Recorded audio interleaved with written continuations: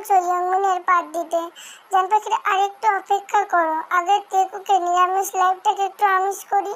আমাদের ইয়াংমিন অনেক রোমান্টিক, দুজন দুজনকে অনেক ভালোবাসে, মনের অনুভূতিগুলোকে প্রকাশ করে। কিন্তু আমাদের তেকুক একজন ভিতর ডিম তো আরেকজন অতিরিক্ত রাগী, একে অপরের ভালোবাসার কথা প্রকাশ করতেই চায় না। তবে তোমরা চিন্তা করো না, ইয়াংমিনের বিয়ের দাওয়াত খুব তাড়াতাড়ি পেয়ে যাবে জান পাখিরা। বেশ এটুকুই বলার ছিল। লেখাটা পড়ার পর জঙ্কুকের কৌতূহল হতে লাগলো ডায়েরিটার ভেতর কি লেখা আছে তা দেখতে। সে দেরি না করে ডায়েরিটা প্রথম পৃষ্ঠা খুললো।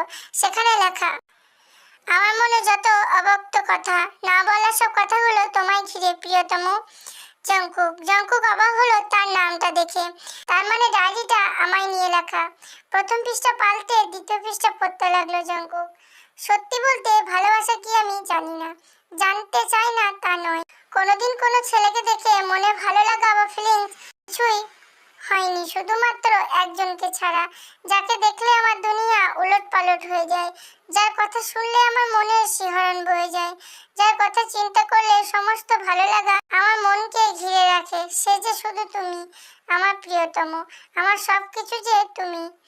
জঙ্কুক আরো কয়েকটা পৃষ্ঠা পড়লো, তার মুখে মুচকি হাসি লেগে আছে, কেন যেন তার খুব ভালো লাগছে ডায়েরিটা পড়তে।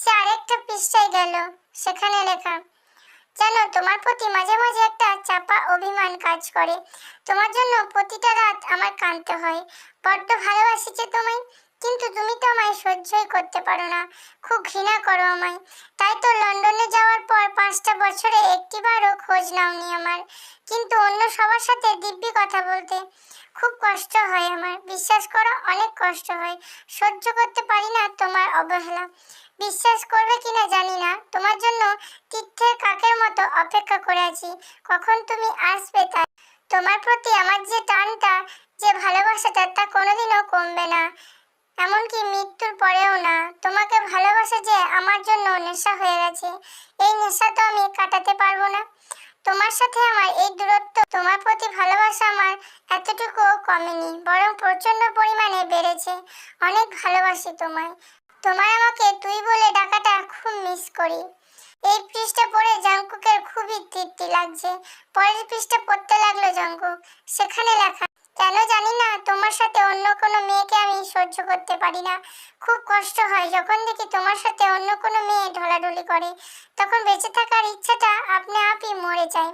তুমি হয়তো আমায় ভালোবাসো না, কারণ তুমি আমার থেকে আরো ভালো, সুন্দর, শিক্ষিত কোনো মেয়েকে ডিজার্ভ করো, হয়তো আমি তোমার যোগ্য না, তাই তো তুমি আমায় শতবার অপমান করে বুঝিয়ে দাও যে আমি তোমার মতো স্মার্ট ড্যাশিং ছেলের নখেরও যোগ্য নয়। প্রায় 7 বছরের বেশি সময় ধরে তোমায় আমি ভালোবাসি, কিন্তু মুখে প্রকাশ করিনি, তোমার প্রেমে অনেক আগে ঘায়েল হয়ে বসে আছি। কখনো মনে পড়ে ছোটবেলায় যখন তুমি সবার থেকে আমায় বেশি আদর করতে, সেই যত্ন, আমায় নিয়ে তোমার করা পাগলামি, এই সবগুলোই আমার তোমাকে ভালো লাগার কারণ, আর এই ভালো লাগা থেকে ভালোবাসা, তোমাকে ছাড়া আমি কিছুই ভাবতে পারি না, আমার স্বপ্ন, আমার কল্পনাতে তোমার বিচরণ, একটা সেকেন্ডের জন্য তোমায় ভুলতে পারি না আমি। জঙ্কুক অবাক হলো খুব, 7 বছর ধরে ভালোবাসে, তখনও ভালোবাসা কি বোঝে। পরের পৃষ্ঠায় গেল সে, সেখানে লেখা, আমি টোটালি সাইকো হয়ে গেছি তোমার জন্য। আর কিছু গানের লাইন লেখা আছে জঙ্কুককে উদ্দেশ্য করে। এবার জঙ্কুক হেসে ফেললো, মনে মনে ভাবলো সারা গানের লাইনটাই লিখতো, তা না করে মাঝের থেকে কয়েকটা লাইন নিয়ে বসিয়ে দিয়েছে। পাগল আর কাকে বলে, উপ সরি, পাগল না পাগলি। এভাবে আরো কয়েকটা পৃষ্ঠা পড়লো জঙ্কুক, সবগুলোতেই তাকে ডেডিকেট করে গানের ছন্দগুলো খুব সুন্দর করে লেখা। আরেকটি পৃষ্ঠা পড়ে তার খুব ভালো লেগেছে, প্রায় সারা ডায়েরি পড়ে ফেলেছে জঙ্কুক, জাস্ট 2 কি 3 পৃষ্ঠা বাকি। সেখানে লেখা, তুমি হয়তো আমাকে চাও না, হয়তো আমাকে ভালোবাসো না, আমি কোনোদিন তোমাকে জোর করবো না সে ব্যাপারে, আমি একাই তোমাকে ভালোবেসে যাব, তোমার আমাকে ভালোবাসতে হবে না, তবে একটা সত্যি, আমি তোমাকে এত পরিমাণ ভালোবাসি যে তোমাকে অন্য কারো হতে কোনোদিনই দেখতে পারবো না, এই বিষয়টা আমি কোনো মতেই সহ্য করতে পারবো না, আর এটাও চাই না আমার জন্য তোমার কোনো কষ্ট হোক বা তোমার আকাঙ্ক্ষিত ভালোবাসা মানুষটাকে তুমি হারিয়ে ফেলো। তাই যেদিন দেখবো তুমি অন্য কারো হয়ে গেছো, সেদিন আমি এই দুনিয়া ছেড়ে চলে যাব, কথা দিলাম। তোমার জন্য মরতেও পারি, তবে পরকালে আমি উপরওয়ালার কাছে শুধু তোমার জন্য ভিক্ষা চাইবো। ভালোবাসি জঙ্কুক ভাইয়া, ভালোবাসি, খুব বেশি ভালোবাসি তোমায়। আমার প্রতিটা নিঃশ্বাসে তুমি মিশে আছো জঙ্কুক ভাইয়া। আমার হৃদয়ে শুধু তোমার নামই খোদাই করা। মরে যাব তোমায় ছাড়া, বাঁচবো না, বিশ্বাস করো। একটু বেঁচে থাকতে পারবো না তোমায় ছাড়া। সবশেষে একটাই কথা, আই লাভ ইউ জঙ্কুক ভাইয়া, I love you a lot, your crazy lover তে। সবটুকু পড়ার শেষে ডায়েরিটা বন্ধ করে একটা দীর্ঘ নিঃশ্বাস ছাড়লো জঙ্কুক। আস্তে করে ডায়েরিটা যেখানে ছিল সেখানেই রেখে দিল। শেষের পৃষ্ঠা লেখাটা পড়ে জঙ্কুকের মাথাটা কেমন যেন ঝিমঝিম করছে। এতটা ভালো কেউ কাউকে বাঁচতে পারে তা জঙ্কুক জানতো না। সে আস্তে করে ঘুরে বিছানার দিকে তাকালো, যেখানে তে ঘুমিয়ে আছে। কতটা মায়া তার মুখের মধ্যে আছে, পুরো ঘুম পড়ি যেন একটা। জঙ্কুক আস্তে আস্তে গিয়ে তের পাশে বসলো। ওর এক হাত জঙ্কুকের বুকে নিয়ে ঠেকালো।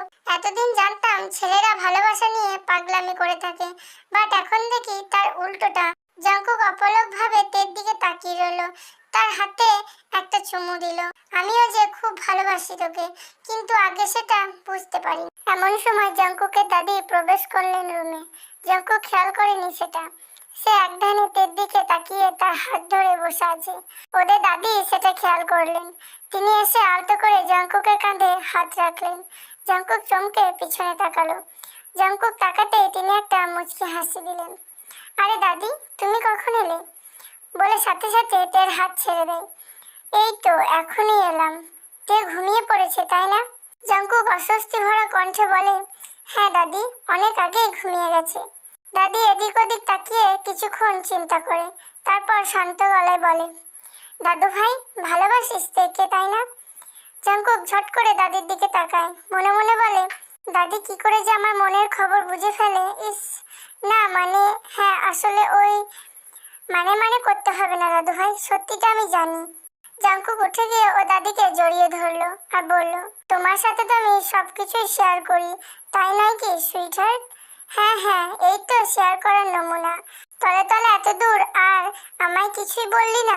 রাগ করো না দাদি, জান, তুমি রাগলে আমায় কে বুঝবে বলো? বলে পিছন থেকে দাদির গলা জড়িয়ে ধরে। তাহলে আমাকে সত্যিটা বল, তোর মুখ থেকেই শুনি। হ্যাঁ দাদি, আমি তেকে ভালোবাসি। তা তে জানে সেই কথা? আমি যে ওকে ভালোবাসি সে কথাও জানি না, কিন্তু ও যে আমায় ভালোবাসে তা আমি জানি। কি করে জানলি তুই? তোকে কেউ বলেছে? তারপর জঙ্কুক একে একে প্রথম থেকে সবকিছু বলতে শুরু করলো, কোনো কিছু না বাদ দিয়ে। ওর দাদি মন দিয়ে শুনলেন সবকিছু। দাদি জানো, তোমার নাতনি নাকি আমায় দীর্ঘ 7 বছর ধরে ভালোবাসে। ওর বয়সই বা কত, 16 কি 17 হবে। 7 বছর আগেও ভালোবাসা কি বুঝতো বলো? যাই হোক দাদু ভাই, তুমি কিন্তু আমার নাতনিকে অনেক কষ্ট দিয়েছো, সেটা কিন্তু ঠিক নয়।